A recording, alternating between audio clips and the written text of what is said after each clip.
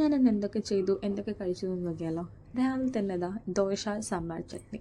അതിനുശേഷം നമ്മൾ green juice കുടിച്ചിരുന്നു. കുറച്ച് കഴിഞ്ഞപ്പോൾ തന്നെ അമ്മ വെജ് പുലാവ് ഉണ്ടാക്കിയിരുന്നു with some tomato chutney and veg salad.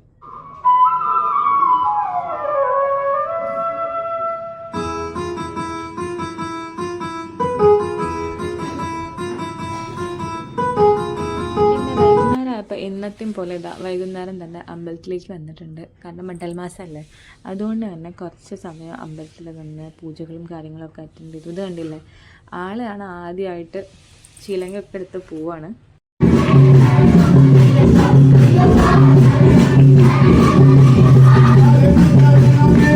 അങ്ങനെ ഭജനയൊക്കെ കഴിഞ്ഞതോടുകൂടി ഞങ്ങൾ ഭക്ഷണം കഴിക്കാൻ പോകുന്നു. ഭക്ഷണത്തിൻ്റെ അവിടെ നല്ല തിരക്കായതുകൊണ്ട് ഷൂട്ട് ചെയ്തിട്ടില്ല.